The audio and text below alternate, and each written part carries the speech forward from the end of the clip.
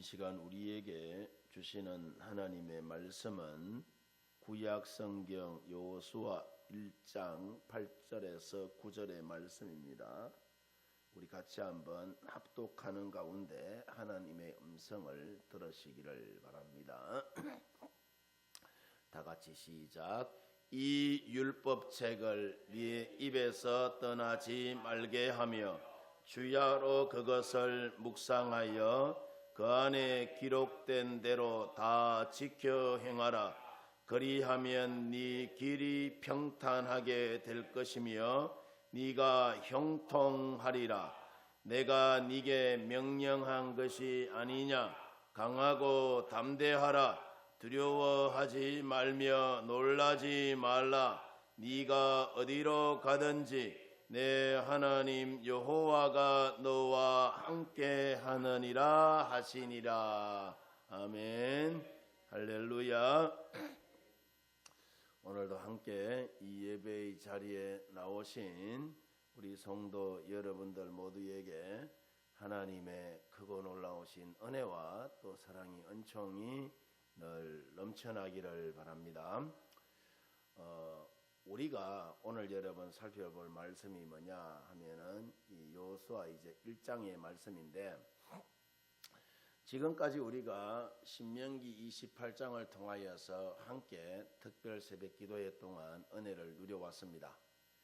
오늘은 이 신명기를 이어서 여호수아를 통해서 하나님의 말씀인 이 성경이 우리 역사 속에서 얼마나 정확하고 또 세밀하게 우리 인생들 가운데 성취되어 왔는지 함께 살펴보는 가운데에 주신 은혜를 한번 나눠보고자 합니다.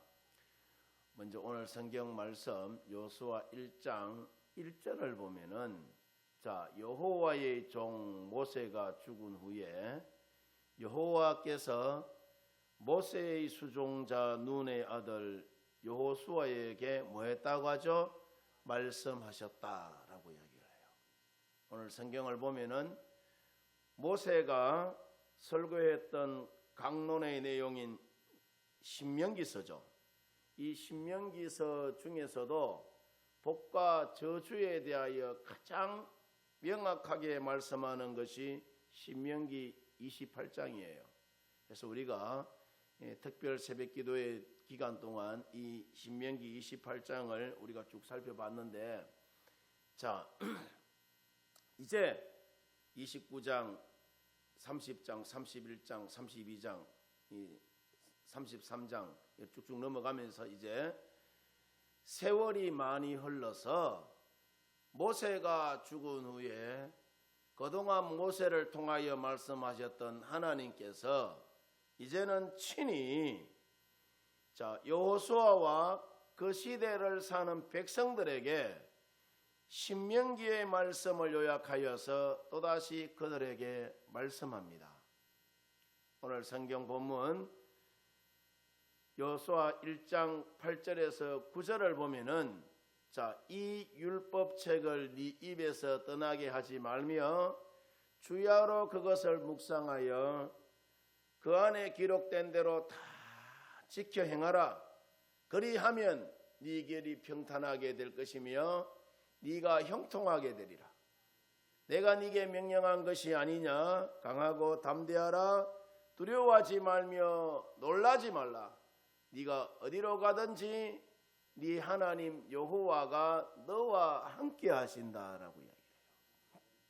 여기서 보면은, 자, 율법책을 네 입에서 떠나게 하지 말라라고 이야기합니다. 또 그것을 주야로 묵상하여 그 안에 기록된 그대로 다 지켜 행하라라고 이야기를 해요. 그리하면 네가 복을 받을 것이다라고 합니다. 자, 그러면은 여기서 율법책이라는 것이 뭘 의미하느냐? 모세 오경을 여러 번 가리키는 것이고, 모세 오경 중에서도 신명기서를 여러 번 말하는 겁니다. 그동안 모세를 통해서 말씀하셨던 하나님께서, 자, 이제는 여호수아와 그 시대를 사는 백성들에게 다시 한 번 더 말씀하는 것이 오늘 우리가 읽은 여러분 말씀입니다. 오늘 본문을 요약하여 말씀을 드리면 이렇습니다. 이 율법책을 네 입에서 떠나게 하지 말며 주야로 그것을 묵상하여 그 안에 기록된 대로 다 지켜 행하면은, 자, 첫 번째로 어떻게 된다고 하죠? 평탄하게 될 것이다라고 이야기해요. 두 번째는 형통하게 된다라고 이야기합니다. 세 번째는 하나님 여호와가 너와 함께 해 주신다라고 이야기해요. 여기서 보면은 하나님께서는 신명기 전체의 내용을 율법책이라는 이 단어에 묶어서 계속해서 반복하여 우리 가운데에 메시지를 여러분 주고 있습니다.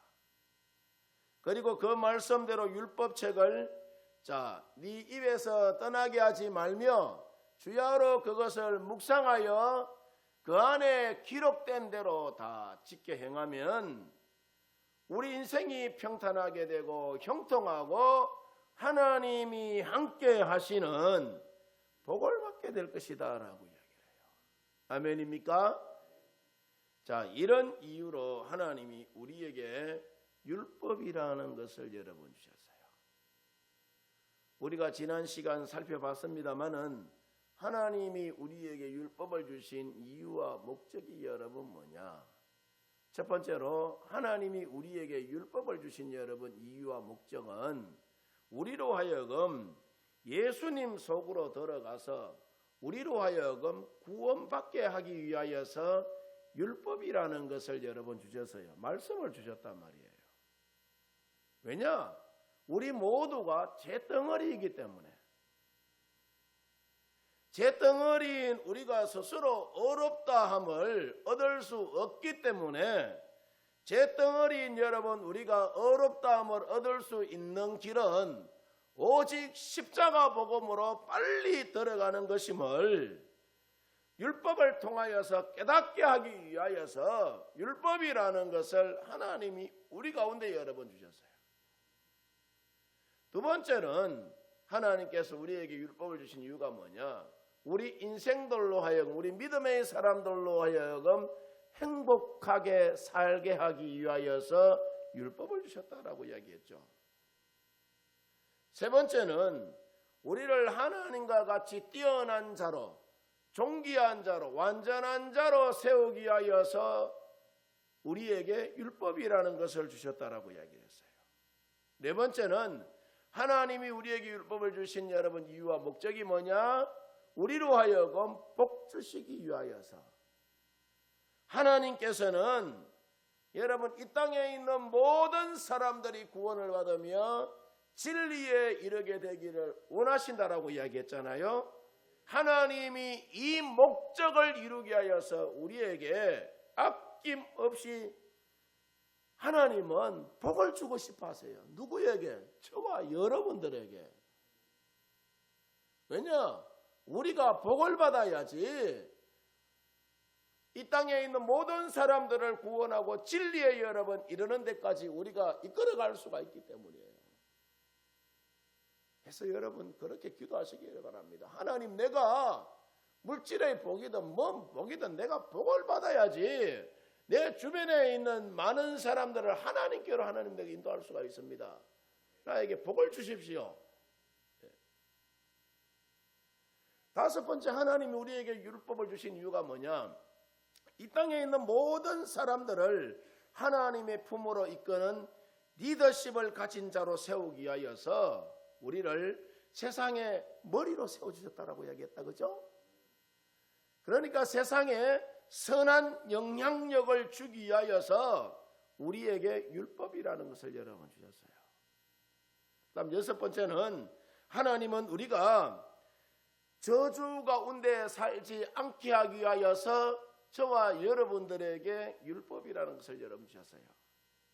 그래서 신명기서에 여러분 보면은 15절부터 68절까지 보면은 줄기차게 저주에 대하여서 여러분 말씀합니다.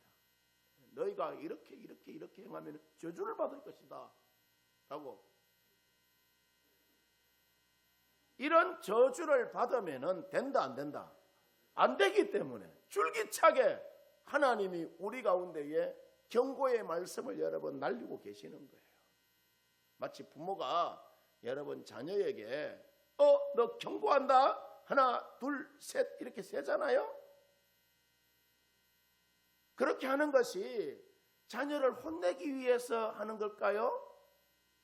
그런 것이 아니에요. 자녀의 행동에 주의를 주는 것이 목적이듯이 하나님이 우리에게 여러분 저주에 대하여서 말씀하시는 이유가 뭐냐? 우리가 올바른 신앙 생활을 여러분 하게 하기 위하여서 우리 가운데 끊임없이 여러분 경고합니다. 너 이렇게 살면 안 돼. 이렇게 하나님이 여호수아에게 말씀을 주시고 시간이 여러분 이제 또 많이 흘러서 이제 여호수아의 시대가 끝날 무렵에 여호수아 24장 31절을 보면은 당시의 여러분 상황을 이렇게 표현합니다. 이스라엘이 여호수아가 사는 날 동안과 여호수아 뒤에 생존한 장로들 곧 여호와께서 이스라엘을 위하여 행하신 모든 일을 아는 자들이 사는 날 동안 여호와를 어떻게 했다고 하죠? 섬겼다라고 이야기를 해요. 이 말이 무슨 말이냐?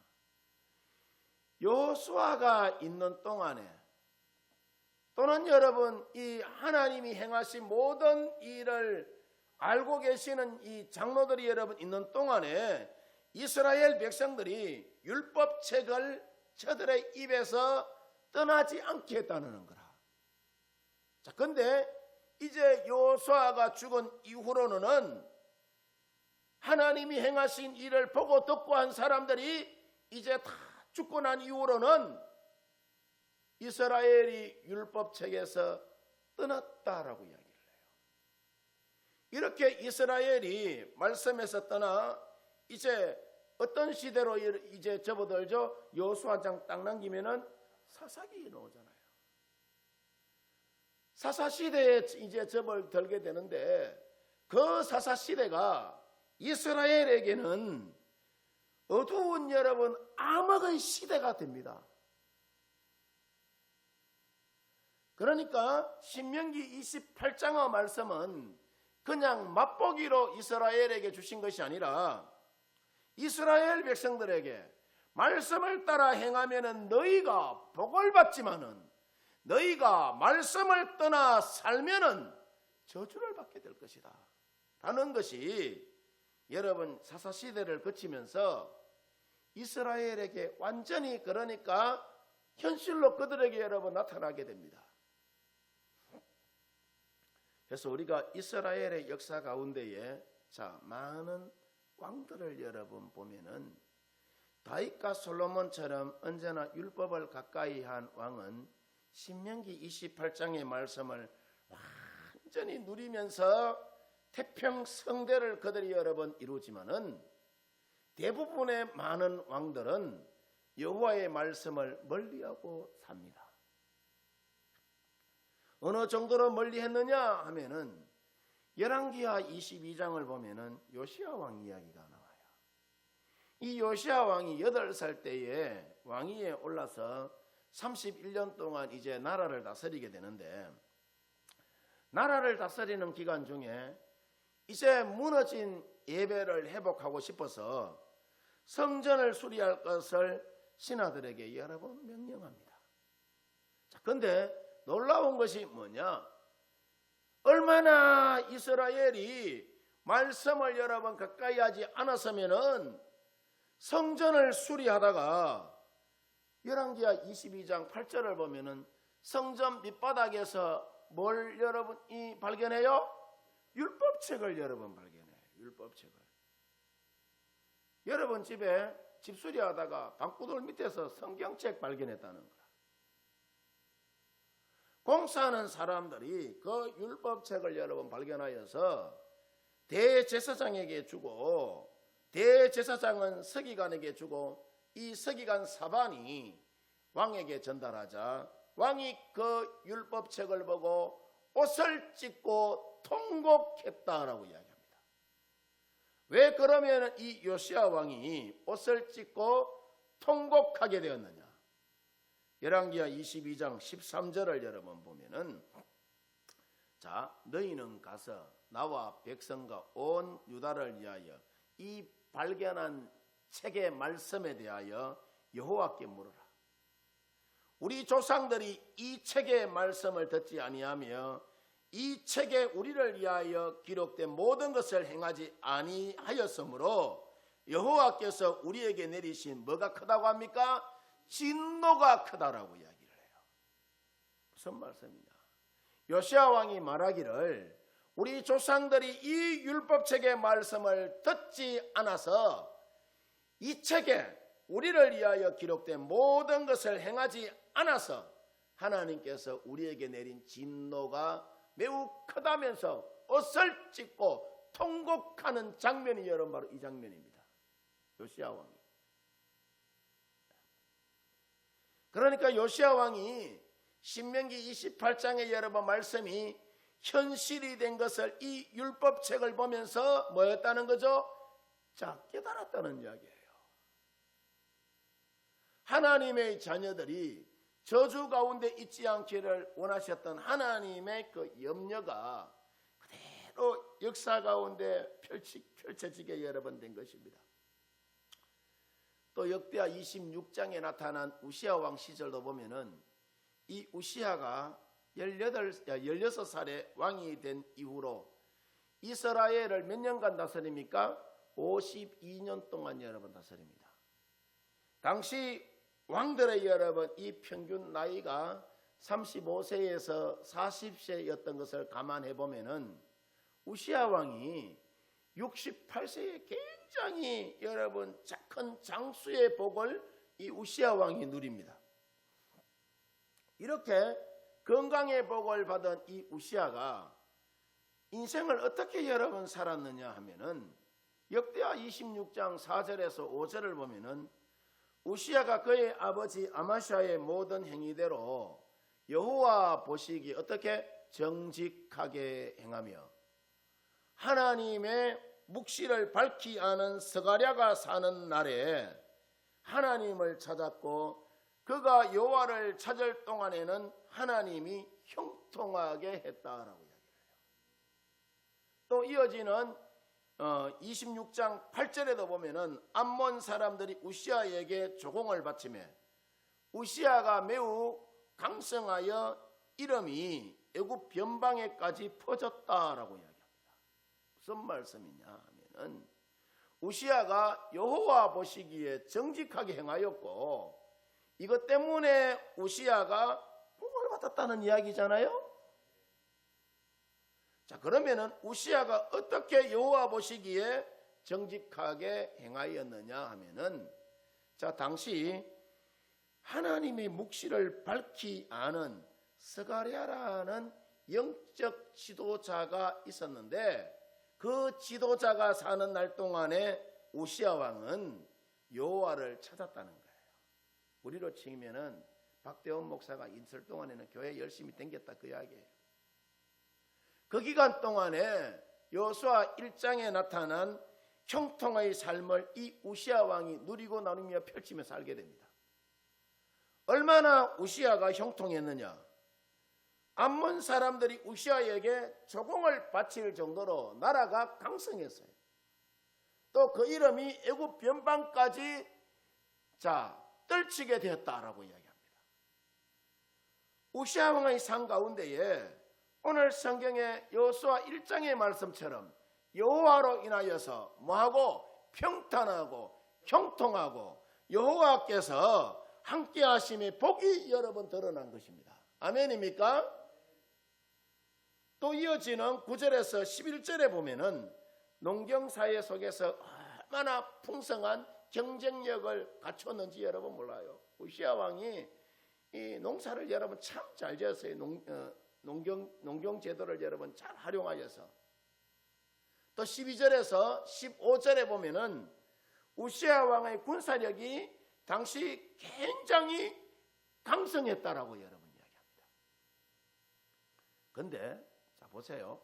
이렇게 하나님의 묵시를 밝히야 하는 스가랴가 사는 날 동안에는 이 우시아가 복을 받지만은 스가랴가 죽은 후에는 우시아가 율법책을 멀리하기 시작하여서 고막 교만하여 제사장만이 할 수 있는 이 제사 집례를 본인이 하는 월권 행위를 저질러서 이 우시아 왕이 나병에 걸려서 별처에서 여러분 갇혀 살다가 죽고 맙니다. 문둥병에 걸려서. 또 죽어도 열조의 묘실에 들어가지 못해요. 우리가 이렇게 여러분 구약 성경을 보면은 신명기 28장의 말씀은 언제나 실제 역사가 되어서 저들 가운데 언제나 다가오는 것을 봐요. 마찬가지로 오늘을 사는 우리에게도 이 말씀은 동일하게 우리 가운데 다가오는 줄 믿습니다.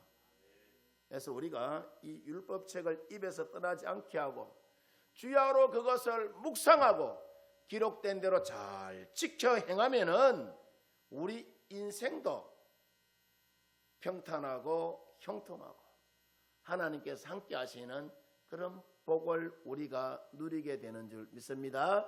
아멘입니까? 늘 하나님의 말씀을 성도 여러분들이 가까이 하여서 주님 주시는 만 가지 복을 누리고 나누며 펼치며 살아가시기를 주의 이름으로 축원드립니다. 기도하도록 하겠습니다.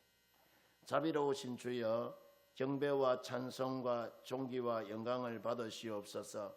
우리가 언제나 하나님의 말씀을 가까이 하여서 믿음의 길을 걸어가게 해주시고 말씀 가운데 주신 하나님 아버지 그 메시지 우리가 가슴 깊이 되새기게 해주시고 우리 가운데 하나님 우리의 삶 가운데 언제나 실천하며 하나님 복을 받는 귀한 믿음의 백성들이 될 수 있도록 주께서 은혜 부어 주시옵소서.